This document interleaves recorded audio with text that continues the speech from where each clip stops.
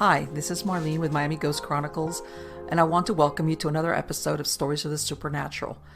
Whether you're watching a video or listening to a podcast, please like and subscribe to us so that you can get notification of when a new show is released. Links to videos or MP3 files can be found on MiamiGhostChronicles.com. Go to MarlenePardo.com for information on new book releases.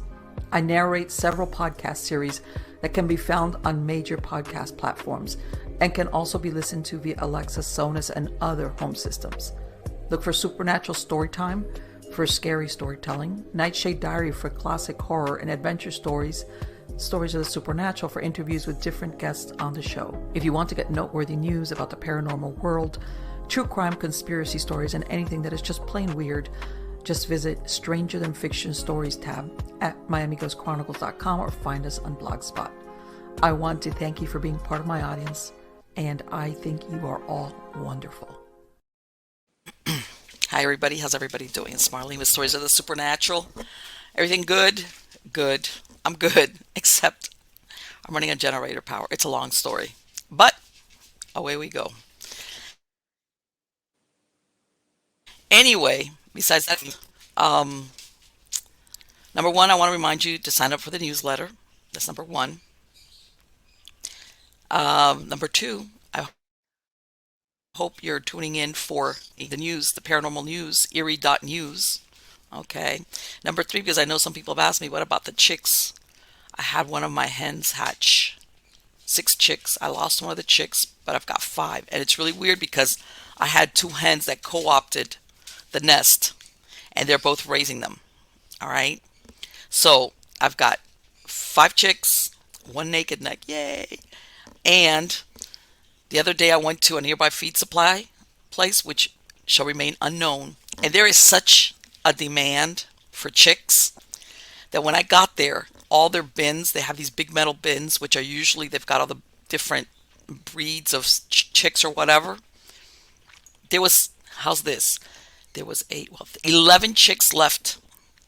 And this other lady came and I said, how many are you going to take? And she said, I'm going to take 3. I told the kid, the guy that was attending us, I go, I'll take the rest of them. They're blue Andalusians. Beautiful chickens. I've never had that. I have one that I think, one of mine is already a mixed Andalusian. But yes, because I think everybody's getting the message about, I think I need some chickens for eggs. All right. So yeah, besides, so I'm gonna get some videos or movies of the 5 that we hatched here, and also the 8 Andalusian chicks that I've got with the heater lamp in my shed. Yes, never a dull moment here in Chicken Kingdom. But anyway, guys, let's get on to the good part. And the good part has to do with who is the guest today. Now, this gentleman has been here before, but it was a few years ago. His name is Kyl Cobb. Now, he has traveled to sacred sites across the globe, encompassing 59 countries. He's been able to encounter many of the world's mysteries firsthand, from Egypt to the jungles of Guatemala. There's scarcely a pyramid in the world that Cobb has not climbed or explored. He has spent time in the homes of shamans and watched the Mayan sun death rituals as a welcomed guest. From presidents of countries to impoverished villagers in the Middle East, Cobb has been honored with a chance to embrace their lives. With each adventure, his understanding of the universe has changed, and according to him, quote, many people dream while they sleep about unknown exotic places. I've always believed that the dreams I have in waking moments are far more useful. Without these waking dreams, I could not see the magic and mystery that surrounds me. If I can see the possibilities, then I can realize them, end quote. If I can, having studied 22 different religions over a decade ago, Kyl Cobb was called to enter the field of paranormal investigation unexpectedly. A young lady needed help, commented Cobb, and when someone asks for your help, you do what you can to try to help them. Back then, my first team of paranormal investigators didn't know what we were doing. We got lucky, and the impossible found us. Over the past few years, he has come to be regarded as an international specialist and lecturer on the history of demonic cases from around the world. Often speaking to beyond capacity crowds, he's developed a reputation for discovering the hidden truth behind many of the world's top supernatural events. Often, Cobb's reputation has been earned by revealing perfectly natural causes behind the hysteria. Yes, I remember. I remember our last show. How are you doing, Kyle? How are you doing today? Let me bring you on. I'm doing great. What's the line? Money, nothing, and chicks for free. I'm telling you, you know what? I've never forgotten the interview. I never forget my interviews, but I remember because in our first interview we discussed the Bell Witch, Mhm. and you shed a lot of light about all the stuff going on around the Bell Witch, as far as how how truthful it is. In other words, because that's a very well known haunted story, things like that. And even now, I believe they still have people come and tour there, right? Oh yeah, it's a big tourist trap. Of course, they make more money off the one rat than they do off the Bell Witch tour. Well, you know what? I guess because it was documented, from what I understand, way back then, and supposedly credible citizens put in their 2 cents worth, and then it took off from there. But I remember in our conversation, a lot of the factual history concerning the witch was not really that accurate as to who she was historically, in other words. Right, and the punchline to the credible documentation. Um, to skip to the punchline on the Bell Witch story. Uh, there was a thing that went on in the 1880s and 1890s called the Liars Club, and it was played by newspaper people all over the U.S. And the way you won was by telling either the best life of the day, or the week, or the month, or the year. And each a figure. Like back then, it was, let's say, quarter arbitrarily. So the best lie of the day, 5 cents. The best lie of the week, 5 cents from everyone who got that was playing. And then the best lie of the month, 5 cents for every week, for every. Can you imagine? It was a lovely thing that newspapers played, and that the reading public was in on it. Now, with this place into the Bell Witch, there's a little place called Clarksville, Tennessee, and it had the Clarksville Tobacco newspaper. And that newspaper, it's been going since the sometime in the middle 1800s. The gentleman who owned Okay. the Clarksville newspaper wrote the first entry of the Bell Witch for the History of Tennessee book. And so that story, or that Bell Witch, doesn't have any kind of depth or really anything going on other than talks about this entity. Well, what makes the Bell Witch famous now, though, was a gentleman named Martin Van Buren Ingram wrote a book, and that was the Bell Witch. And it supposedly went back and documented the history, and he tells it in 3 parts. It's like, here's the history, and if you don't believe the history, here's the double secret diary that no one ever will see. And if you don't believe Wow. either Yeah. of those, the third section is letters from people that are dead that you can't possibly confirm the story with. Yeah. And well, Conveniently so, huh? these guys lived in the same tiny little town. And so there's a lot of evidence to say that they conspired to create the Bell Witch to win the prize. And there's actually some Sure. contemporary evidence to say they actually won for that year, both the year that the Bell Witch got in History of Tennessee and the year that Van Buren Ingram. So, I'm one of the few people banned from going to the Bell Witch tourist trap. But You are? oh yeah, I wonder why. I'm brought up because my book and my collection. So, you know, it is what it is. But Deep six, the money, the money making thing. It's like, what? Get him out of here. I, Of course. cows. I'm a historian first and foremost, and Hmm. I don't care what the truth is. I just want to know what the truth is and share it. And that's just been a guide Right. that I've had since I was. Well, it's like everything. Sometimes, like you said, something gets retold enough times and it becomes fact. And then anybody that could say, no, that wasn't it, has passed away. So that's it. It becomes the truth. Right. And there's just a lot of we talked about it before. There's just historical holes. One of the big claims to fame is Andrew Jackson went, and Right. Yes. well, he was a famous general at the time, and he had a secretary that literally kept a log of his every activity.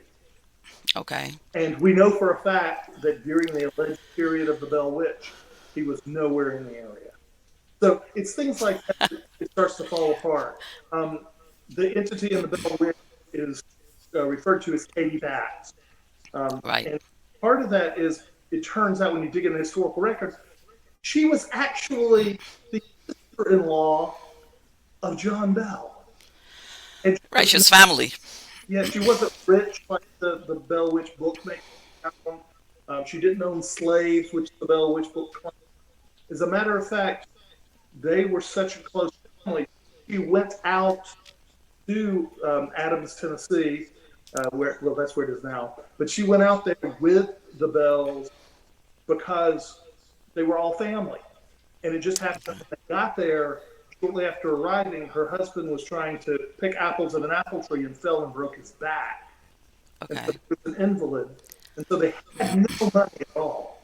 And the Okay. whole kind of rivalry that Martin Van Buren Ingram puts in his book actually came about because John Bell was a bad man. John Bell Okay. was the main figure in the Bell Witch that allegedly was killed by the enemy. John Bell was a slave trader. Oh, wow. He had to flee to Tennessee because there was an allegation that he murdered someone in North Carolina, and Okay. the family had to basically flee. And Okay. part of the deal that they worked out. So this character, this family, all of them move out there, and eventually John Bell gets into an argument with Katie Bat's brother over Okay.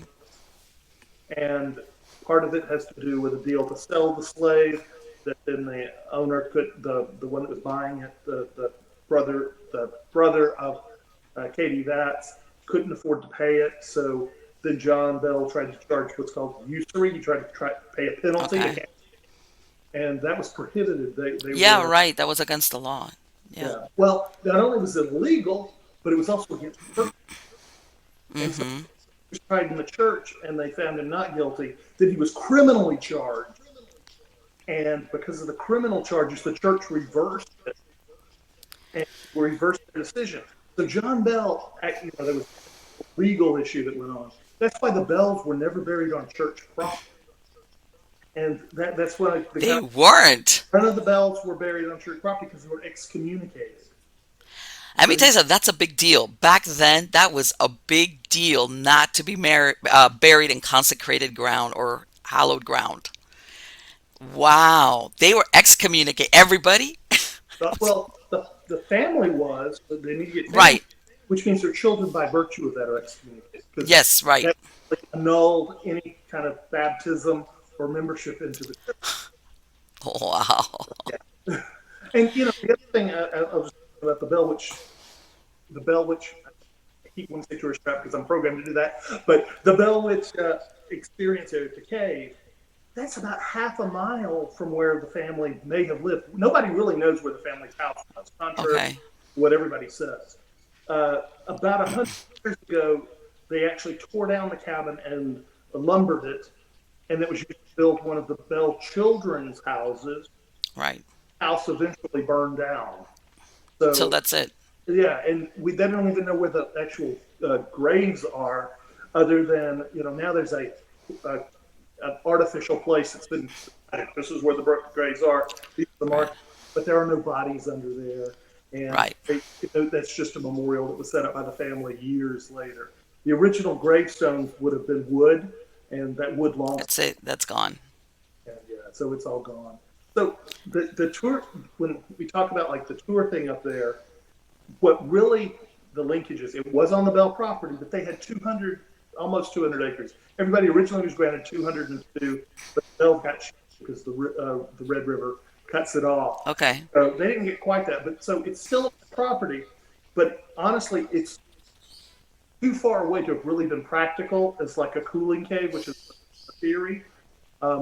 But it was a Shawnee Indian cooling cave, and there are Shawnee artifacts that are found there all the time. The last time I was allowed to be in the cave, I actually found a Shawnee arrowhead. Really? The grave that's in, if you actually go to the tourist thing, is stolen from about a mile away, or removed, shall we say? From, Okay. it's not native to the cave. Okay. But in and of itself, the cave's a really cool cave. It just has nothing. Right. Right, because supposedly these caves are the source of the Bell Witch, whatever the spirit was. This is supposedly, yeah. Uh-huh. Just like most of Tennessee, there's tons of the limestone caves that snake their way through that state. And this just happens to be one of them, and it's accessible from a large entry at the river.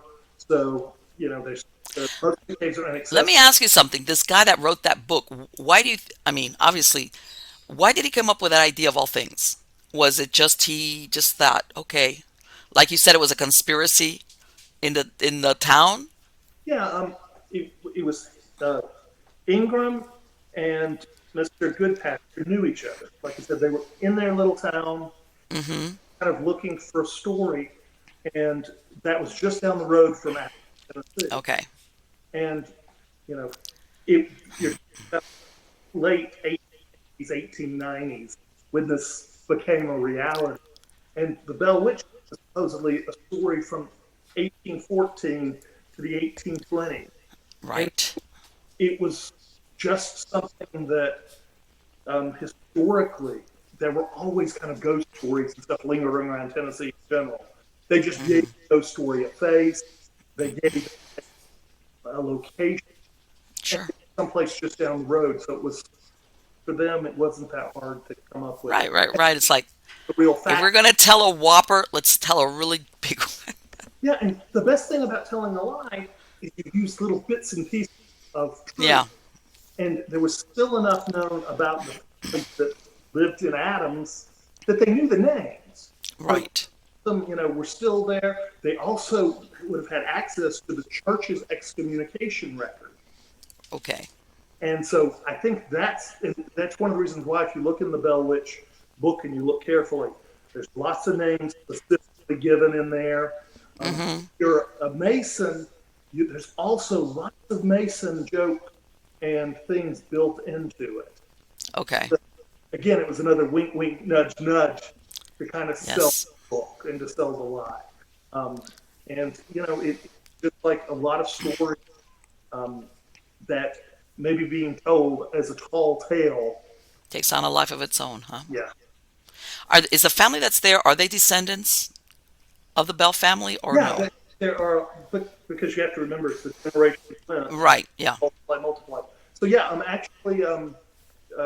we actually have one that regularly works with me in some of the events that we do in Tennessee as well. So yeah, it's the family's there, the descendants of them, and Okay. well, like Betsy moved way away. She went down to I believe it was Mississippi, and she was female focused on the story.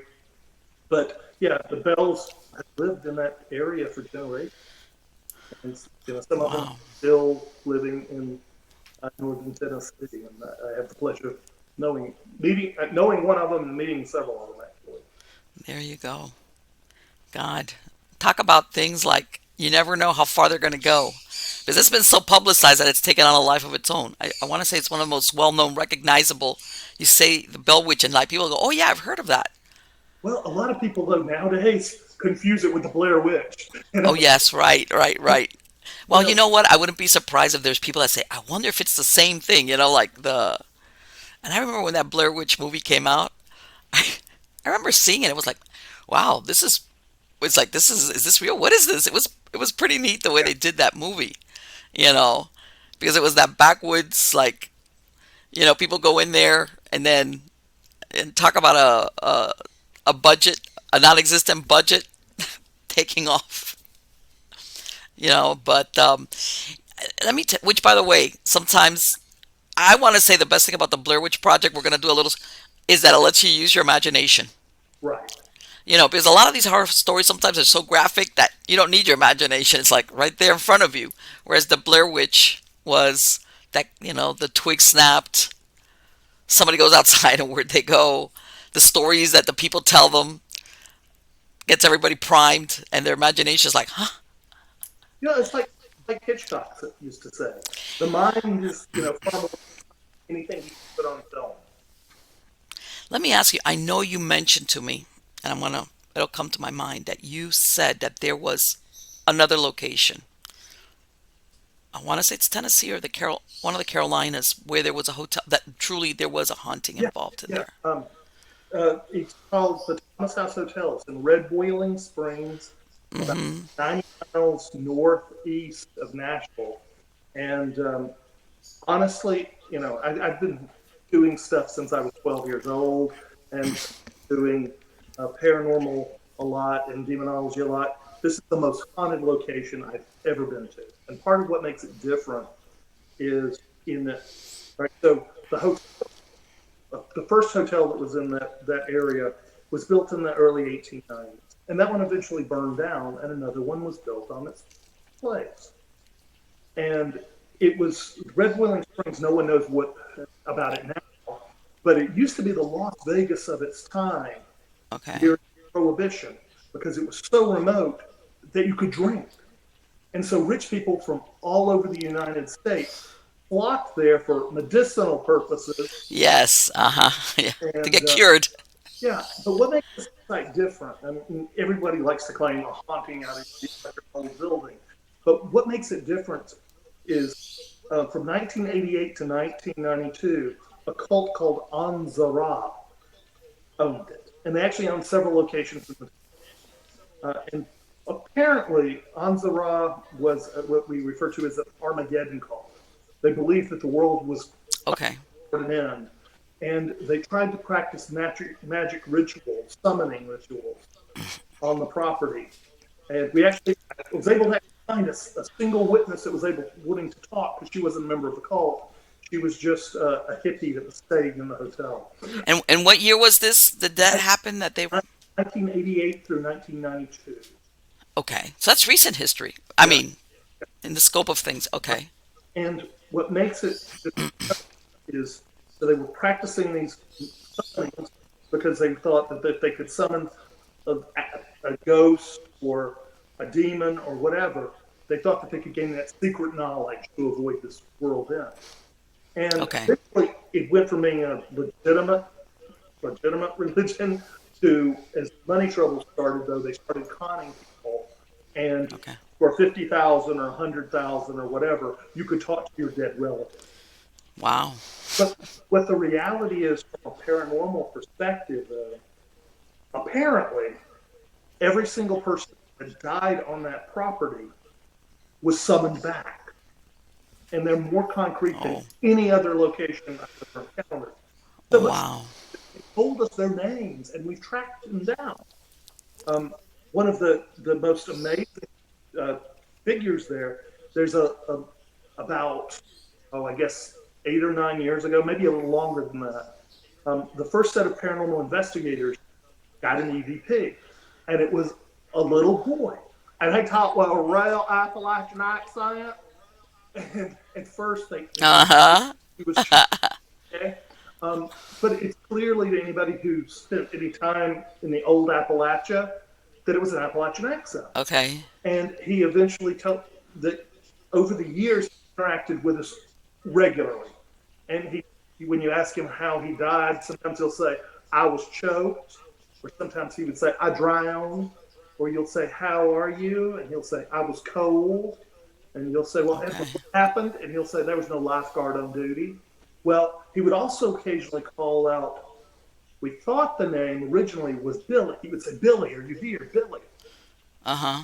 But we found his obituary, and then eventually I tracked his family and did all of that. And I found Okay. out his name wasn't Billy, it was Willie. It was just the act. Okay. Okay. Billy was the actual lifeguard on duty when Edwin drowned. And what had happened, Oh. the official story is Willie had left to go up to the hotel to get sandwiches from the dining room Uh-huh. and his brother drowned in the pool.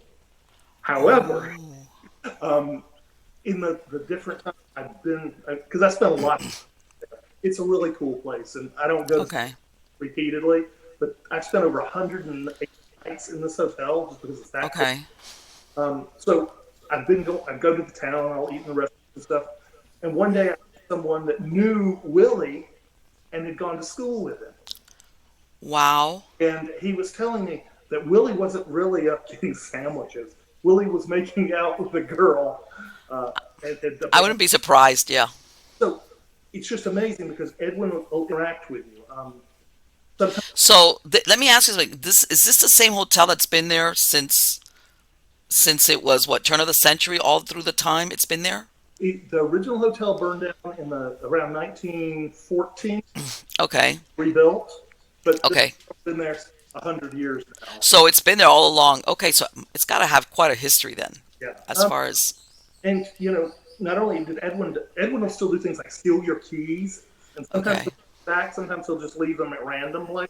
I even had that happen live when I was doing just a broadcast live, just because I was in the hotel by myself, where my keys Uh-huh. were missing, and then at the end of the broadcast, I'm like, well, I'm going to put my stuff up, and I went and pulled up the bag that had been in a locked up case and had nothing to do with keys, and my keys came out.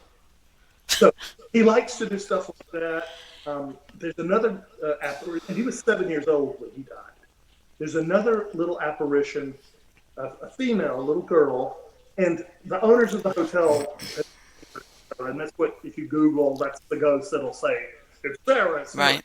However, contemporary when Edwin died, there was another little girl that was the same age as Edwin, but at 5 years old, she lived across the street, and her name was Robbie. And there was Robbie's house had, as I understand it, it was either a coal or a wood stove. And Okay. they opened it up, a spark came out, caught Robbie's robe, burned her up, burned the house up. They carried her, because she wasn't dead, over across the street to the hotel. And there weren't Okay. ambulances at that point. There weren't hospitals anywhere near it. 50, right toward the end of the 50s, around 59, I think. And so she died in the hotel lobby.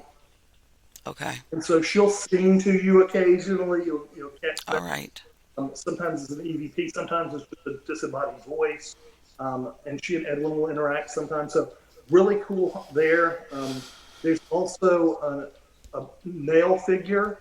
Don't know a lot of information about him other than he's an apparition. But we've had him do disembodied voices. I mean, sometimes, like one example, we're investigating and say, hey, can you come over here and touch? I think it was like a Right. And he's like, no, come here. So let me ask you, how Yeah. close then was that religion, that Armageddon religion? How close were they in proximity to the hotel? They were in the hotel. Oh, they were in the hotel. Oh, As a matter of fact, when the current owners, all right, eventually they got out of town, and so the property's impounded, like for taxes and right. stuff. And eventually Okay. the current owners take it over. And when they took it over, there were things like in the tree out back, the old oak trees, they found folded up prayers that were in tinfoil. Okay. And miraculously, a little bit later, there was a random fire, and it burned all of them up. And when they pulled back part of the renovation, they pulled back the carpeting. There were circles made of feathers and other things. They didn't take. It freaked them out, so they didn't take photos of them. But there was apparently underneath Right. different rugs and each feather and stuff. There's also still So how long was that cult religion? How long were they there then? 4 years, 88 to 92, and never been able to figure out what they've done. Never been able to break it. So whatever they tried to do, somehow they found "quote unquote" real magic, if there's such a thing. And, Okay. Right, either by mistake or, yeah. you know, So sorry audience. It's that I'm going to do my own little segue. I was doing a big burnout. I brought down one of my huge oaks. I had to otherwise. And I did a big, huge bonfire. And the smoke has gotten into my throat. And it's driving me crazy. So I usually don't do that show, but I can't help it. But anyway, you know what? I think that's so interesting because you were telling that thing that you were saying where they did something either on purpose or by accident. Basically trying to, because I've heard of some of these cults that use the discarnate spirits for divination or for whatever. Do you think that stirred things up, whatever it was that they did there? I think it brought whatever had died there back in a way that locked them. That's pretty It, sad. yeah, it's it's. I think it's almost for them like a perpetual loop. You know, Right. That's pretty Edwin sad. Edwin still behaves like he was a 7-year-old, and Right. he seems to kind of recognize folks, but not really, and Mm-hmm. so there's no real growth that's happening, but the interactions with him are just extraordinary, and Okay. like so different. One of the coolest things. There's a church on the property, and Okay. it's now collapsed. So that's the sad thing. We tried to say that we raised money to do it and Mm-hmm. tried, but it just had bad bones. And when they went to store it back up, it broke. But toward the very end, I had a group out in the church, and I would spend whole evening, Okay. hours in the church. One night I had a videographer with a night vision camera, high res in there, and we actually had a group of tourists that were with us that night, and Okay. I kept hearing some kind of moving around, and that we had the doors of the church chained shut. So it was a little off kilter, so the actual door handle Mm-hmm. was taken off, and so instead of door handles, we had chains through them. And I heard some banging around. I said, okay, do something impressive. Show me that you're here. Open the door. And you hear the chains unraveling and the door. Okay. And that was impressive in and of itself. But I'm like, okay, Sure. ready to win, because I debunk a lot of stuff. So I go up to the doors. Again, I rechain them. And this time I take the lock. I don't lock it all the way because if it's fire, we would all die. But Right. the lock through 3 or 4 of the loops, and I put a chair in front of it too. Okay. I'm like, okay, that was impressive, but just to prove you're here, do it again. Right after I say that, again, you hear the chains unraveling. The chair goes flying to the side, and again, this is all in video, and Uh-huh. the doors fly open. Well, again, that would be really impressive twice in a row. Yes. Okay, do something impossible. Close the doors. And the doors, come back closed. Oh God. Okay. So it, it's just amazing the amount of activity there. And What's the history on that church? the church was built in 1890 with the original hotel. The original hotel that was there was wooden, and it had about 6 outlying additional cabins with it. Uh-huh. And, it was originally a church that was Presbyterian and transformed. One of the legends that can't be proven or hasn't been able to be proven was that a preacher got caught either stealing from money or diddling one of the parishioners' wives. Uh-huh. As a result, killed himself. We can't Okay. confirm that, and part of the reason we can't is because this was the church. I guess the modern term would be a chapel of ease, which Yes. the priest or the elder would Uh-huh. rotate, and so Yes. have necessarily a fixed elder for long periods of time. Mm-hmm. It gets lost. And I've even contacted the presbytery there, and they can't. Right, right. People don't realize that those chapels of ease, it's not like, how you have a certain either a vicar or pastor that's assigned to that church. Those chapels of ease were, like you said, transitional, just to if you lived out in the middle of nowhere so that you could have religious services. That is so interesting. So thankfully, I guess your videographer didn't throw the video thing at you and run out. He had left the camera running. He wasn't actually. All of this activity unfolded with the cameras running. What do you think? Who do you think, or what's your feeling about who you think it was? I don't know. I really don't. I think we had a lot of activity that was religious in nature there. Okay. Time, just to see if we would get a response. Originally, when I first started going there 12, 13 years ago, it was still looked church because it was still being rented out as a church for whatever denomination. And so when if we actually got up on the altar front or the raised stage where the Right. speaker would stand, we would get a lot of extreme activity. Okay. Over time, it devolved, and they were using it more for storage. And at that point, like tongues music or playing any kind of non-Presbyterian type religious Okay. would get response. So Really? there seems to have been a religious connection, but I don't know the really. Yeah, that's where I was going with that. Do you think it was somebody that was attached to the church? But from what you're saying, yeah, if they were reacting to something like that, chances are there was some tie-in Yeah. And we know that between. literally 20 yards, I'm thinking 20 yards away, probably about 20 to 30 feet away. We know there was also a death. There was at one point, the hotel had its own bowling alley.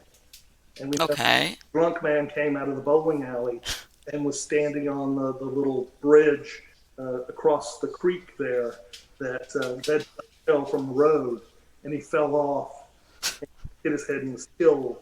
So we know he died right there too. So there's a whole history of deaths on the property. Let me tell you something. I have to laugh because sometimes people die and they lose their life in those stupidest ways. You know, But had too much to drink, you fall down. now I will tell you one of the other cool things though in my historical research. Yes. So part of it is more than when I research go all in. So I went back and I researched the history of this area, literally going back to the time the Native Americans were still in the area, and trappers were in the area that became the hotel. Okay. Time in the roughly 70s, roughly, because that was still wild and woolly back then. Tennessee Okay. part of the thing, and they saw what's called will-o'-wisp. Now, for the Really? people who don't know what will-o'-wisps are, they're glowing balls of light. Yes. We would say today, if we were Zach Bagans and talking about a bug, we would call them orbs. But Right. you know, Exactly. But that's not what they are. these were glowing balls of light at a time there was no electricity. Right. They were seen all throughout the area there. So technically, whether you believe they're paranormal, that's evidence that says, hey, there's been something going on there for hundreds of years. And it's also important to mention the whole town is on mineral springs. Five Wow. the mineral springs, and that's It's a one of the conductor. Yeah, and also the will-o'-the-wisp, sometimes people have, they say it'll lure you out into the forest. People following the will-o'-the-wisp. And before you know it, it's 411 missing, missing 411. That's the last you heard of. And we have at the Thomas house, we have seen self-illuminated balls of light. Really? Not orbs even get with camera. Literally, I took it with butterflies, but in the rooms, light come up and hover, and sometimes they'll flash. Wow. Return with surprising regularity. And again, Right. In other words, it's producing its own light. photo of it's something the naked eye sees happening. That's incredible. That is incredible. Because something that produces its own light, because you get the stories about orbs or specks of dust and insect, etc., etc. But something that produces its own light is not a speck of dust Yeah. or an insect. That's very interesting. That is very interesting. And in that part of the country, you hear about, I want to say there's something also, I want to say it's in Beaufort. Same thing where there's a light that's seen and people have tried to catch it. The Indian light, they call them. Right. And it stays either, if you try to catch it, it always maintains a distance, the same distance. And they've never been able to explain exactly what it is or what causes it. And that's been there for quite a while, stuff like that. That's to me, that's incredibly. Now, I know you worked on demonology cases. Yeah. What's been happening with that? When the world ended back in March of 2020, Yes. everybody lost their freaking mind. Yes. The cases spiraled just because people Really?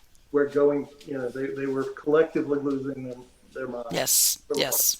But at the same, couldn't travel to help them. Usually, when I get cases, one of the things I do is I work with a lot of paranormal teams all over the world, and I get all over. So the first thing I will try to do is I'll try to find a local paranormal team that can go and do a field. Is something really happening? What's the observed stuff going on? Is this person on drugs? Is this person, etc. And that's one of the things. Unfortunately, COVID made that really difficult because so many of the paranormal things that existed prior to COVID all went away, or stopped operation temporarily, and many of them never came back. That's actually been a real problem because there have been some cases that I couldn't get a field evaluation. I do my best through it and to screen them because generally, if I do an interview with folks, I can figure out pretty quickly what is and isn't. But it's still good to have on the ground. But those cases come and go, and as you get calls, you have to address them. With need, I will jump in a car and head or fly or whatever's needed to go there, and those just never stop. Right, and I've spoken to other paranormal investigator people in this field, and they've said something, whether it's because people were cooped up or whether because of the stress or the friction of worrying, God knows it was enough to worry about, that there was a spike in paranormal activity, including darker stuff.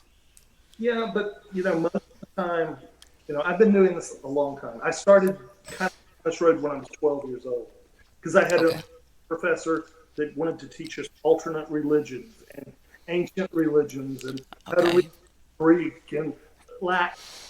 I spent my life studying ancient religions, and the concept of demons was just part of it. Back then, it wasn't field work; it was religious studies. And what most of the time when a case comes up, 99.9% of the time, it's not demonic. It's either a perfectly natural cause, or they've watched one too many episodes of the being possessed on TV. Or I know. I used to tell you almost based on the phone call and email traffic that week who was the guest star on Supernatural, what demon is featured in a major motion picture, what demon is in a TV show. I mean, it was that profound. I mean, it was that predictable. Right. It's what is it? It flows downstream from the program. What's the cases? Even then, once you eliminate it down to that 0.1%, then most of those still aren't demonic. Most of those may be something that's like paranormal. And I've got one of my puppies here, so they may be photobombing. No, okay, they didn't. Don't worry about that. But even then, it wasn't something that was demonic. It could be a malevolent paranormal entity or paranormal event that's misinterpreted. And that's part of the whole triage. It's figuring out what do they really have going on. And even with that, it's the amount of true demonic cases is still very, very, very tiny. Every once in a while, you get something that makes that spectrum. It falls into that. But most of the time when a paranormal team's, we've got a demonic entity. No, you probably don't. I'm sorry. Did you hear? Did you hear that? I found out about it. I said that went under the radar for me. That the boy that William Peter Blatty based his book on. Yeah. It was a boy. He died in 2020. It turns out that at the time that the book was written in the movie, he was an engineer at NASA. Well, he had already retired. He actually is the guy who invented. No, I know. This guy was really smart. Yeah. He's the reason we could go to space. Right. The heat shield. Space program. And, I actually, because my first paranormal book, 8-9 years ago, whatever, my I actually outed him in that book. That was the first You did? Yeah, it had ever been in a book. I said, this is the guy. And I didn't do the part of the original research. There was a great magazine that in the 70s had actually made the connection, but they couldn't prove it. Well, Right. I was able to take their original connection and actually get verification and talk to Right. and people who knew him. And so I was able to the first time. And so he wouldn't do it. I tracked him down. He wouldn't do an interview because he was living his own private life. Well, I heard that that this hung over him his entire life. Because obviously, but besides that, he was an engineer at NASA. But besides that, it was like that he was the quote unquote the haunted boy. Yeah, but And he didn't want anybody, even in his personal, anybody to know that about him. well, and there's a considerable amount of evidence if you look at the case really in detail that it really wasn't a possession. No, I know that. I was looking at some of the information, Yeah. and when you look at everything put together after the fact, because one of the priests, one of the Jesuits, also kept a diary. And when you look, and everybody's passed away, that's the thing. All the priests that were involved passed away. He passed away in 2020. When you look at everything together, you kind of realize, I don't know what was going on with him, and he had some personality issues going on. Yeah, he would torture as a child, according to his best friend, the next door neighbor. Right. He would capture animals and torture them, nail them to the tree live, and vivisect them. That to me is like that's very disturbing. He would also do things like he had befriended a junkyard dog, and when the neighbors, he would invite friends over, right? Hey, Right. he would be under the house space where you could look out through the vents. Mm-hmm. He would get in the yard, he would stick them and have the dog attack them. Right. In other words, he would sick the dog on the. I heard one time that he even did it to a kid that was supposedly his friend. He did. He did. Which to me, I'm sorry, but that's a very dark. And when I read that, because I heard that his mom she was religious. His dad was not that much, but his mom was, and his grandmother that lived with him. And this is what I thought. She was the aunt. Well, no, there was a grandmother living in the house. The aunt is the one that was also a spiritualist, that she died.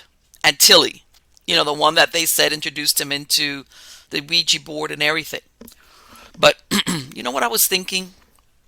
I'm thinking, what if this mom is seeing all these things about her son that are very disturbing? And in her mind, she's thinking she's being influenced by the dark force, the devil, because she's seeing it through the lens of her religious beliefs. Because from what I understand, she was the one that they sought out after they went to I think it was Lutheran, how they ended up with going to the priests. Yeah, he went to psychiatric evaluation first. Right. And they couldn't, they found he had some problems, but this was also a long time ago when we weren't Right. sophisticated. And, it was that people, hey, maybe Right. And I'm thinking, I wonder if this mom pursued it with the Jesuits because to her, these disturbing facets about her son's personality, yeah. she didn't put it to maybe a behavior disorder. She was looking at it as in Satan or something like that. Well, one of the fascinating pieces of the whole thing, we hear about Father Bowden's diary. That's the main story, but there's a second diary. Okay, And right. the deal is, anytime an exorcism occurs, there always has to be multiple priests involved. And one of the Right. things, protocol of the Catholic Church, is that exorcism is only supposed to happen in the church. And they did it in the hospital. They did Part it of in it. the hospital, they did it in the nunnery, they did it in the aunt's house that flew us. So they broke a lot of protocols as part of it. But the fascinating thing is, part of the test is to have knowledge that you should have. And in Right. this ability to quote unquote speak other languages. No. Mm-hmm. Well, Father Baptist, I spoke Latin to him and he spoke it back to me. The alternate diary says Father Bowden spoke Latin to him and the boy parroted it back. Mimicked him. Yeah. And Yeah. it turns out that that was one of apparently his natural abilities. Sure. That he had not a photographic mind truly, but a close to that point. Close to that. Brilliant. And so he just repeated back to them what he had just heard. Right. And now one of the things, and I don't know, I heard about this, and I don't know how much of this is actually accurate, or you know how stories go. That you know that one of the times they did part of the exorcism at the Alexian Brothers Hospital, which by the way was an insane asylum also. Okay. And it was done on the 5th floor. And I heard that supposedly after he was exorcised, like done, they still decided to close down that floor of the hospital. Yeah, but that wasn't, one doesn't necessarily cause the other. Well, no. To me, I was, okay, if he was exorcised and it's all done and over with, why would you need to close down a whole floor? Well, my understanding, that's where I think folklore has been, Okay. is that wasn't the reason the floor was being closed down in the first place. That was the reason that they did the activity in that floor was because it was going to be shut down. Oh, okay. Itself over time become unsafe. And Okay. that was what my understanding is. That's what really happened. But over time, the legend grows, and it's like Right, because to me, I was like, why would you shut down an entire floor in a hospital if this is? And I heard another part, and you tell me what you've heard, that supposedly in 1978 they were renovating that floor, and they found one of the diaries of one of the priests there. I have heard that and have not been able to confirm it with contemporaneous. Okay. However, it's entirely possible because, again, my understanding is that area was not being actually used as a hospital anymore. It was just kind of a storage, and that eventually it was condemned and closed down, and no one had access to it anymore. So it's entirely possible. It's just like these days going through any previously shut down hospital. If it hasn't been cleaned out, whether it's Waverly or whether it's like old South Pittsburgh Hospital, when you first go in there, if it hasn't been cleaned, you will find medical records going back. Right, they just leave stuff. They leave it because it was not worth the effort to get stuff that happened 30 years ago or out. So just leave them there, and somebody. Yep. And so, whether the diary was there or not doesn't really honestly matter because there's still a diary. And, right. It's just a secondary copy of it. Why do you think the Jesuits that were doing this decided to break protocol and do the exorcism, like you said, out of the normal place that they were supposed to have done it? Because particularly at that time, exorcisms in general were frowned upon. I'm sure, yes. And they already had to get special permissions to do it. Right. The more they could do it out of public knowledge, and the more they could contain it, the less likely it was to cause any kind of problem.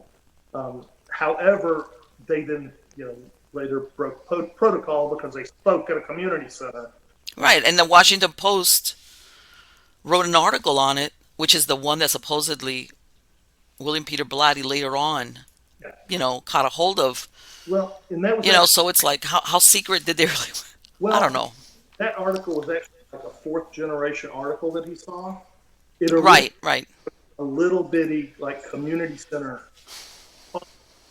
giving, and the question of demons came up. And I actually was able to track down the original publication.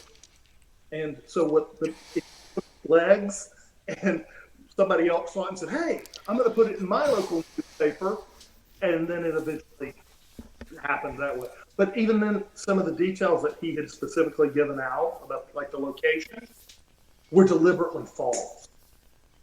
Right. So the house or the area where some of it later on was talked about, and even in the Washington Post articles, that wasn't where any of this actually took place. Right. Yeah, they kind of, from the beginning, they kind of like detoured a little bit. Yeah, and they also, always code name for him. He was, Roland, Roland Doe. Yeah, and What was the other one? There was another one that they gave him. what some Yeah, of the stuff referred to him as R, just right. R, just the initial R. so yeah, he was all Yeah, and I know I that part I totally understand because he's a child, whichever. Even if he was a teenager, he was still underage. He was still considered a child. And one of the things that I read was that at the time of his death, he was estranged from his three children for years. And it makes me wonder. I wonder if he was just a really, maybe very smart, very intelligent. God knows if you work for NASA for 40 years and invent something like what he did for the space shuttles. But I wonder if there was, like you said, that personality that was torturing animals. That's a very disturbing part of somebody's. But you see that so often where you have the genius paired with very disturbing personality flaws. You yeah. know, It's hard to judge the adult man based on what they did in their youth. Sometimes, sure. you know, there were this whole experience changes people, and also life. If you go from the primitive, time he was a child through to the space age, and until Yeah. the world has changed so much Oh, absolutely. for so people that sometimes embrace it. So what the dynamics were within the children. I like to think the best, but you just never know. You never know what's going on. You know they're going to reboot the Exorcist trilogy. Yeah, They're going to. I don't know why they're going to do that. I don't know. I thought, believe me, I saw that against my mother's knowledge. I went to see The Exorcist when I was 13. And I eventually had to fess up and tell her the truth because I wanted to sleep with her in her bed. And she was like, "What's wrong with you?" And eventually I had to tell her the truth. But that movie just, I went to Catholic school for 12 years, okay? And I remember what a big deal it was that everywhere people were like flocking to their churches. All right.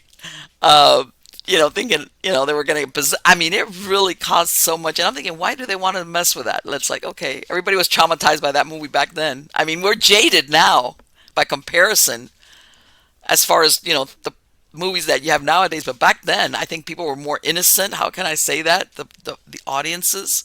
And I think that's why everybody walked out of there kind of wigged out, like, whoa. But yeah.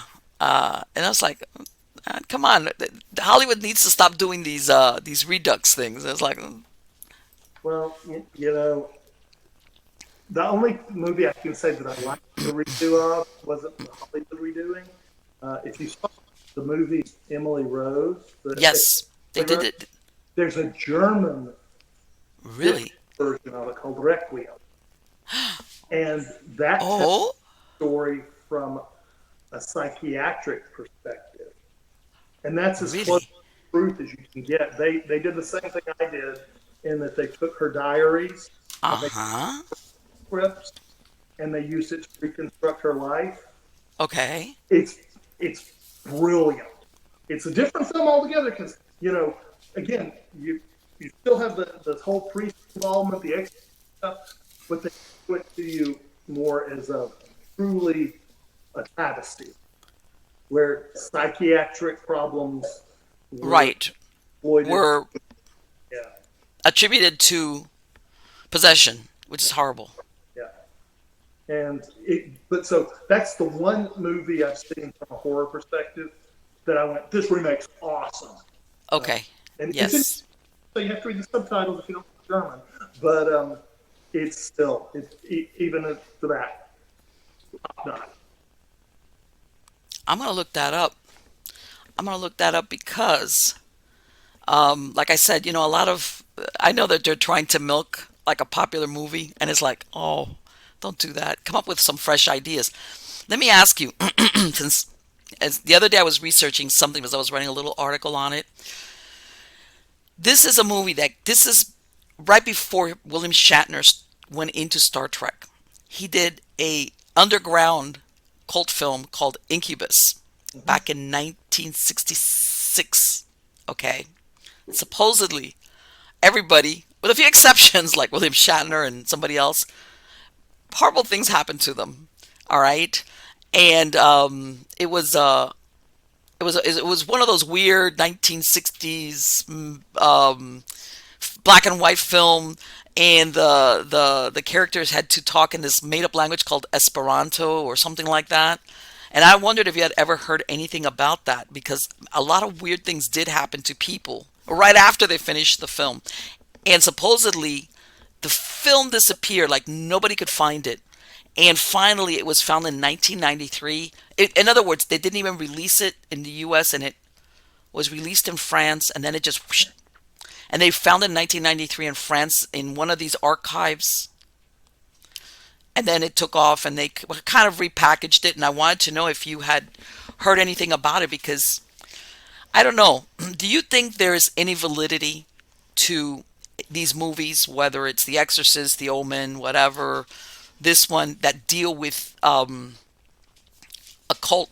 Not that they deal, they actually do they're very realistic in their portrayal of either satanic masses, that people actually get cursed. Do you think that, or is that just people making up a good story? Part of it is actors in general, more so in the past than in the present. Right. Actors in the past were always very supernatural or superstitious. Right. So there was that feel, but then also add to it, a lot of times, particularly in the older films, they took great care to make the sets feel as part of the cast, right? To give them the feeling. That's why, for instance, the Spanish version of Dracula is so much scarier than the Bela Lugosi, because when the Bela Lugosi was filmed, it was during the daylight. But when the Spanish version of it was filmed, it was at nighttime. And Right. it gave that ambiance, the darkness, the feel. Sure. And I think that's part of it. Part of it is also because press agents love to be able to say, hey, and when we filmed this, there was something haunted going on. Okay. To give hype to the movie that would otherwise fall flat. You know, and then there's also such coincidence. You know, we talk a lot, you know, I'll just use Tutankhamun, the curse of him as an example. Right. So they go into his tomb, and then, quote unquote, everybody around them dies. Except Yeah. Howard Carter. And, Yeah, all the newspapers were carrying that story all over the place. but, you know, part of it, we know that there were natural molds, but most of them were coincidental. And, you know, it becomes a better story when you're writing a newspaper story. They'll say, hey, there's a curse because this person died. What did they know about Hillary Clinton? You know, Right. it's one of those things that it sells newspapers, and it sells the story. So I think for the most part, most of that is just hype. Every once in a while, one will film on a location that may actually have something going on. But, Okay. you know, historically speaking, paranormal events aren't almost never responsible for people getting in, people dying, or, you know, Oh, for example, you remember Jane Mansfield? You know how she died, that very horrible, violent under the thing, and right before that, she had done those pictures with Anton LaVey, and everybody was like, "Oh my God!" That supposedly Anton LaVey had cursed her then boyfriend and told her, "Hey, stay away from him," and because she didn't pay attention, she got decapitated under the that kind of deal. it becomes hype to sell newspapers, or hype story. And, you know, it's even worse these days because you have so many shows on TV that are just dedicated to entertainment, and they want to do whatever they can to grab attention. Sure. Well, It's one extra commercial break or that one extra mention on some other network. Hey, right. all the better. So there's less reason for them to want to be legitimate. And, you know, paranormal, contrary to the TV shows, doesn't happen every day, all the time. It's not a better basis, and way too many horror type movies have claimed some kind of paranormal link to it. Even some paranormal movies, some kind of curse. But you know, the only ones you can give credit to are the one where John Wayne filmed in the desert right after the atomic bomb and everybody got cancer. That was a real thing. Right. And obviously it was like, man, talk about a bad decision. Yeah. So, most of the time, though, it's all just hype, unfortunately, or fortunately. Right. Because sometimes, it makes you wonder, and the reason why I ask is not that these people on the set or the producers or whoever they were trying to summon anything maleficent. It's just like you said, they were so well done as far as the backdrop and the atmosphere that they actually were able to conjure something, which is why all these bad things have started happening to people that were part of the cast or even behind the scenes. Because I heard even in The Omen, you remember with the first one with a little kid, a bunch of stuff happened to a bunch of people. Again, make it coincidental, hype the story, sell the movie, and make millions. Yeah, something like that. Yeah. These Yeah. days, it's even. They got 3 movies out of The Omen, I think, wasn't it? Like 3 movies. Yeah, you're absolutely right. But also, I consulted on a movie that came out a few years ago that was so bad, I had taken off. They said, Kyl, give us a treatment of an exorcist. We make it real. Tell us the story. And I presented it to them, and they're like, "This is too expensive. We can't do this." We need a cheap version. Poor man's exorcism, please. Yeah, yeah. So, That's funny. Hollywood's Hollywood. It's Oh, all sure. entertainment, and you can't really believe what you hear in the room. Well, you know what, and I'm sure you've seen that, Kyle. That just about every paranormal show out there, a regular dead person ghost is not exciting enough. Everything becomes a demon. Everything. It's like, come on, what happened to just a ghost? It's all cyclical. We go through Yeah. the whole apparition, then it becomes demonic, then we go Yeah. to craft, and then it kind of paranormal dies off for a little while. Then we go back through the cycles again, and Right. you know, Exactly. you can Exactly. really trace it back through history, to at least the beginning of the radio age, if not earlier. And even things like everybody talks about shadow people.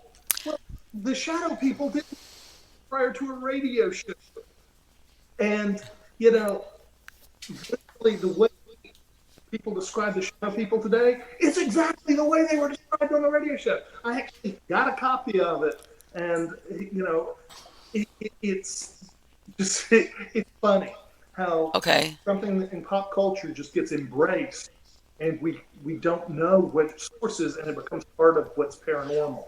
And what are they described exactly in that original version that you listened to? It's the same thing? They are these mysterious people from an unknown place that go and basically try to kidnap these individuals.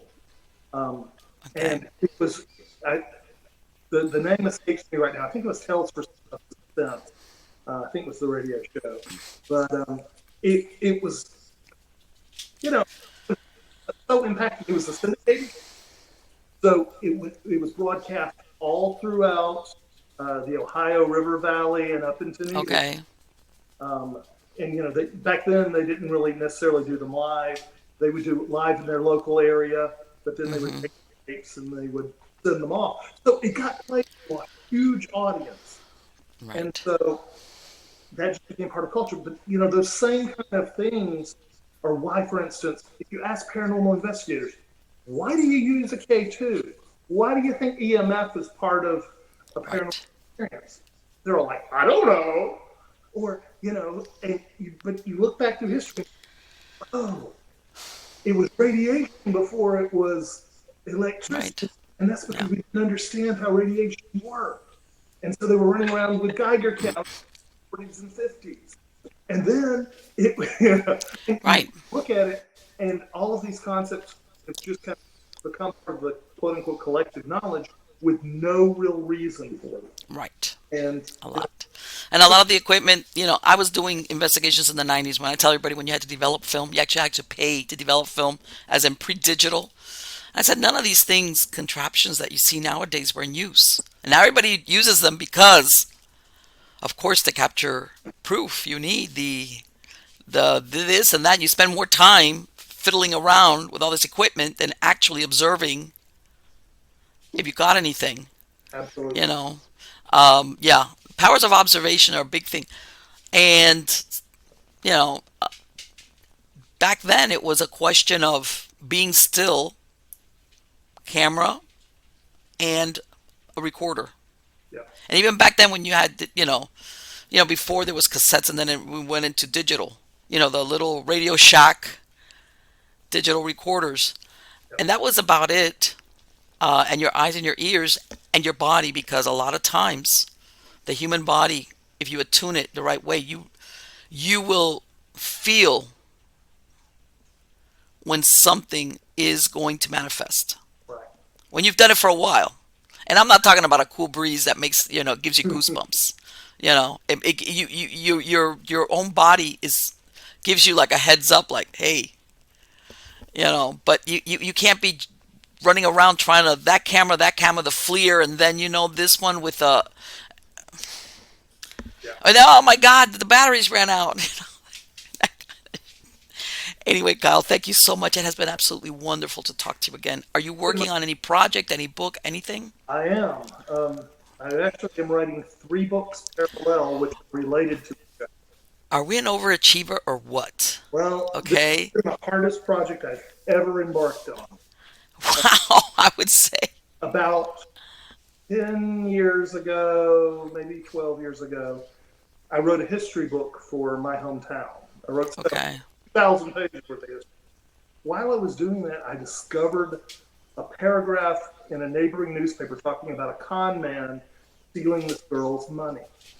Okay. And so I researched it, ended up finding out this guy had traveled the U.S., had married at that point 8 women, had his own sex cult in New Zealand. And, Holy. died 3 or 4 times. It was amazing. But I wrote that for the history book and published it for my hometown. And then about a year ago, people kept asking me, Kyl, when are you going to turn this into a TV show? Right. Okay. And I was like, well, never. But I kept thinking about it. And so I decided to write a full-blown history book. And so the history book's written. It's about 250 pages. Okay. Amazing stuff. This guy Okay. had photographic memory, and he was in the 1880s, 1890s. Well, started in 1870. 1870 through 1917. He marries approximately, we don't know for certain, about 17 different women. Steals their money. He was on a presidential campaign. He was going to be. They wanted to make him the first senator from North Dakota, but he. Are you kidding me? I don't know. Story. He founded this cult in New Zealand that was powerful. It put the Catholic Church out of business, and he's just an incredible figure. When he finally went to jail in Australia, the judge took him to prison and said he was the most dangerous person he had ever met in Australian history. So he's sentenced to life. 7 years later, he talks his way out of it. I was gonna say he didn't serve a life prison, did he? Because you could tell. It's just incredible, this guy's story. I am writing but then I got told, if you write a history book, a TV company or a movie company can steal your history book and not pay you a penny for it because it's history. And that was what MGM, or when they did the whole Conjuring thing, that was the basis of the Conjuring lawsuit, is you couldn't get royalties because it's history. Oh, really? Because of that, it means that if you're going to do this as history, you also have to write a fictionalized version of it. So, okay. Second book, and then to make things even far more screwed up, while I was researching this guy, I literally was reading thousands of newspapers in New Zealand. Okay. I found out he paid a stenographer in his cult to translate transcribed one of his sermons every week, and they printed them in a newspaper. So I then went and I retranscribed from horrible, horrible copies. I retranscribed 120 of this guy, and they're all over the place. He'll take a common Christian concept and pervert it into his own twisted religion. It's amazing. So tell me, he died of old age in his bed? Huh? Did he die of old age in his bed? Well, sort of. In 1917, he's 19 years old. He's a preacher in Newburgh, New York, with wife and children, and he ends up doing a con job there to make more money, getting caught. He has to flee and goes to like the old age home for the Civil War and all that. He eventually gets arrested and goes to jail. While he's in jail, he apparently, they find out that while he was on the lam, so to speak, he married 3 other women in there, and he's in his 90s, and stole their money. He goes to jail, and while he's in jail, they find him not guilty twice. He convinces the jury that he That's can't incredible. be guilty of any of these crimes. So then they still hold him in jail because one of the last women he married is trying to get him brought. And so they do a writ of habeas corpus, had him transferred to Delaware where he married her. And the day she comes to do her testimony, he dies of a heart attack. So really, it's like he got away with a lot of stuff, huh? They estimate that in 1890 money, he had absconded with somewhere between $1.5 and $2 million. Oh my God. Today, that would be about between 30 and 45 million. Yes. What a con man. But they're charmers, though. That's why they're so good at what they do. You don't realize it. So that's your 2022. Are you gonna be publishing it this year? Yep. The history book's done. The book of sermons is in edit. They're painful because I kept them in the Australian spelling. Wow. And okay. So that's in editing right now, and the fiction book is in progress. It's still got a long way to go, but this summer. Okay. Let me ask you, just for my podcast listeners, because I'll have a link to your website on the credits of the show, but what is your website address, Kyl? It's www.lastgasps.com. It's badly outdated, I'll be honest with you, because my software expired. The company doesn't make it anymore. Okay. But that's the best way. It's got a link up there. You can email me, or Okay. if there's something going really, really bad, it even has my phone number. Absolutely.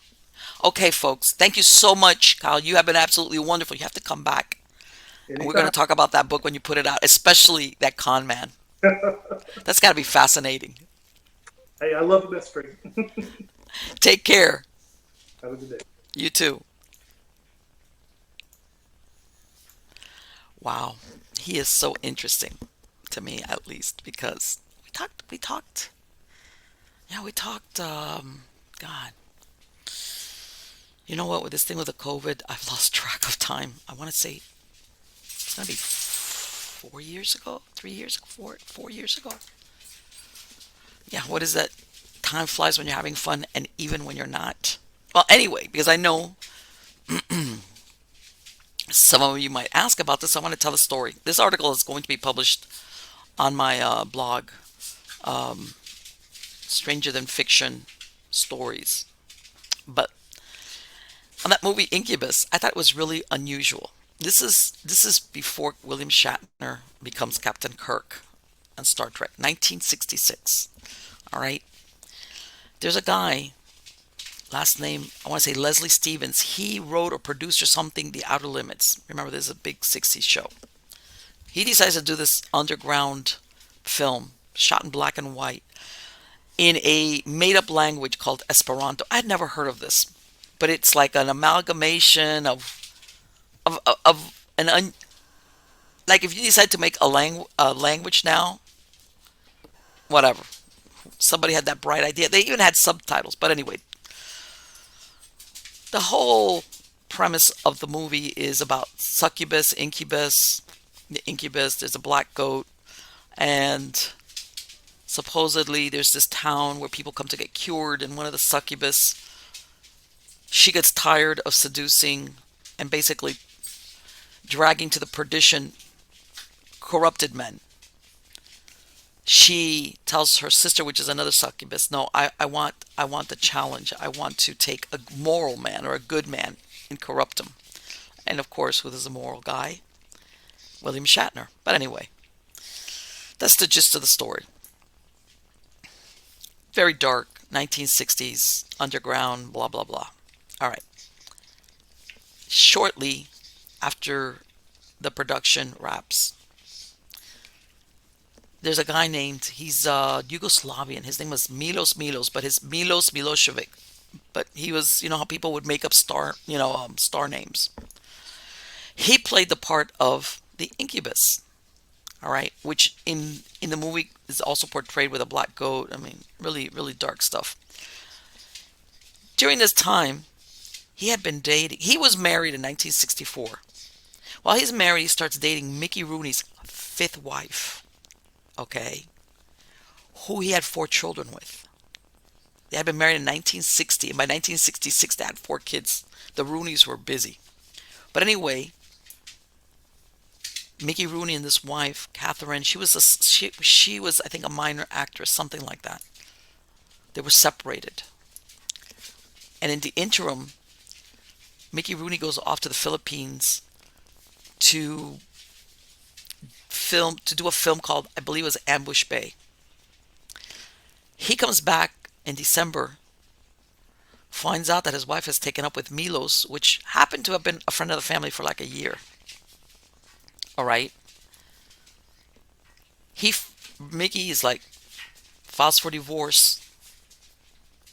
And then he supposedly goes into the hospital because he's trying to, he gets some type of intestinal infection from being in the Philippines. And supposedly, she goes to see him, and she's like, she was even willing to, tape record him, the whole thing. Bottom line, when she gets there, her and Mickey have this reunion, and he kind of convinces her, let's try it. Let's try to work this out. Let's make it work.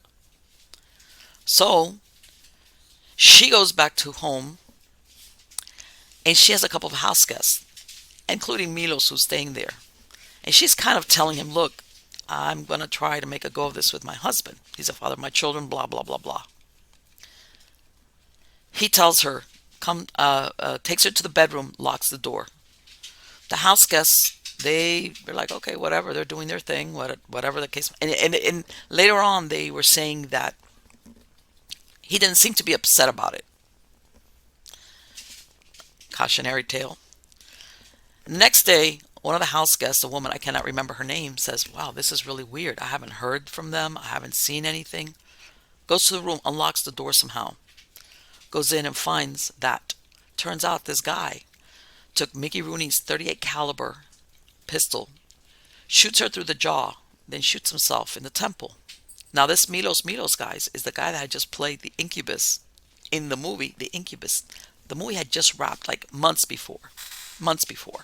Okay? As a matter of fact, I take that back. I think the first victim was in the movie. The character that William Shatner plays, he goes to this town with his sister. Again, she's supposed to be virginal. They're supposed to be like 2 brother and sister, not corrupted. In the process somewhere, she goes blind. She's raped by the black goat, of all things. That actress is called Ann Atmar. Within weeks, I want to say, of finishing the film in October of 1966, she kills herself. Unknown. Why? Very pretty, beautiful woman. Supposedly she had done a couple of, I don't want to say nude photographs, but a little bit partially nude stuff. But anyway, She committed suicide. Nobody knows why, really. And there's very little publicized about what happened to her, how she did it, anything like that. Nothing whatsoever. That's the first one. Then January 67, we have this thing with Mickey Rooney's wife and Milos, who kills himself. All right. And as an aside, it's really funny because Milos, before he goes, at one time, I don't know if anybody's familiar with the 1960, there was a French actor named Alain de Leon. And he was a nice looking guy. He was like a French sex symbol. And at one point, this guy Milos had been his bodyguard and friend. And I guess he had come to America, had taken up with Rooney's wife. But in the meantime, right about the same time all of this is happening, Alain Delon has another bodyguard who's also Serbian, Yugoslavian, something like that. The guy in 1969, they end up finding his body, okay, in a rubbish dump on the outskirts of Paris. And supposedly there was this big scandal that came out that Alain Delon and a bunch of French government officials were all involved in these wild sex orgy parties, okay, where supposedly, I guess, Alain would have sex with everybody. And when I mean everybody, I mean everybody. And the BBC one time had an interview with him where they kind of asked him, because remember, this guy, he's very good looking. As a matter of fact, he did a couple of American films and Western films.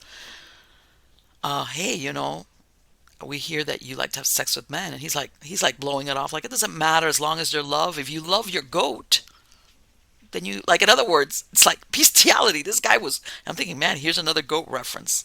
So that was like really weird, how things like that happen. But anyway, that's a whole nother story.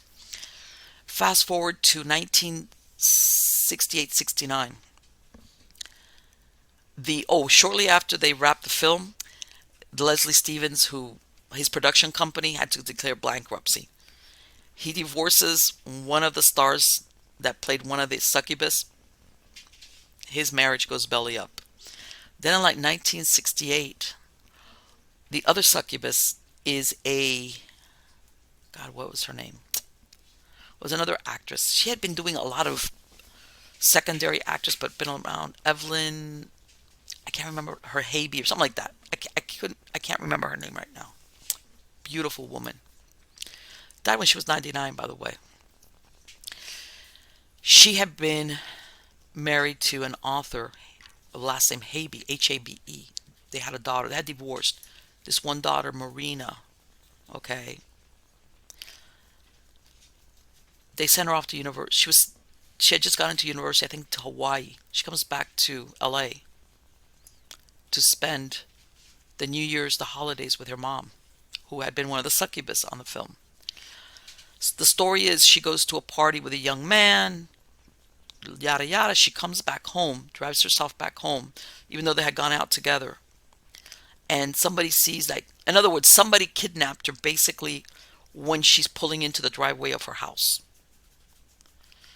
And I want to say the day or 2 days later, they find her viciously killed. I mean, horribly killed. They dumped her body off Mulholland Drive. And at some point, as of right now, they never determined who killed her. They believe that it was the Manson family. Because as a matter of fact, not too long ago, back then, they had discovered another girl's body who had been, same thing, 60-something stab wounds. When I say killed, it's horribly killed. She was unknown for many, many years. And I think a couple of years ago, they finally, I don't know if it was a DNA or how, they finally identified her as a tourist from Canada. She was killed right about the same time and in the same method as Marina Habe, or whatever, how you pronounce her name. So they're thinking both of them were victims of the Manson family. This is the area where these people were running around in the late 60s. And then another weird tie-in is that Sharon Tate with Roman Polanski both went to the premiere of Incubus when it premiered at the San Francisco Film Festival. What happens to Sharon Tate in 1969? Well, in the meantime, Roman Polanski releases Rosemary's Baby. That's pretty dark there. And then in 1969, Sharon Tate gets killed with her child by the Manson family. And that's like that. I want to say within a 3-year span after that happened, after the release of that movie, all these, and I understand what Kyl is saying. Things happen. God knows. Sometimes the timing has nothing to do with, in other words, that there's no effect. But I'm telling you, that's pretty dark stuff, because it's not like somebody that says, well, you know what? This was an older actor and they died. It happens. You hear that sometimes. That's different. People sometimes their dying is not tied into anything with a movie, even if it was a dark movie. It's just their battery ran out. But when you have these people that are not dying from natural causes or even an illness, basically they're being killed, and savagely, by the way. Murder, suicide, murder, unsolved murder, very dark stuff. So there. Anyway, guys, don't forget to go to MiamiGhostChronicles.com. I've got links there to the videos, to the podcast versions of all the shows. Catch me on Erie.news. Try to put that out just about every day. Also, if you go to Erie.news, I have articles on there. So if the weird is your bag, baby, I'm sure you're going to find it there. And I've got a lot of fantastic guests.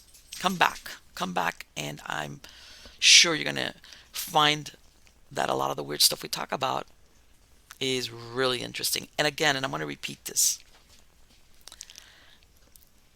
I know sometimes we're going through difficult times. For people, it's for different reasons, obviously. I think collectively as a whole, the last 2 years, more, I want to say since December of 2019, everybody's world has been rocked, some more than others. And it's been crazy, unexpected, not knowing. So step out and, free your mind from all these worries, if you have them, or just worries in general, whatever the case might be. And let's take, not the walk on the wild side per se, but the walk on the wild side with the paranormal and the weird, and suspend your disbelief. And sometimes, that helps us just to take a step backward and realize that life goes on and things will be worked out. Because sometimes if we get all caught up in just the negative or the worry or the, how can I say, the anxiety of not knowing what's going to come next, what's going to happen, how's this going to work out. Again, everybody's different. Whatever, everybody's situation is different. Step out with me and let's just talk some weird stuff. Listen to some weird stuff. Listen to me interview weird people or weird subjects, whatever. Like I said, suspect your disbelief. And I'm hoping that's just going to help you feel a little bit better and help you cope a little bit, because that's all what it is. Day by day, guys, day by days. So please join me next week. I look forward to seeing you. Take care.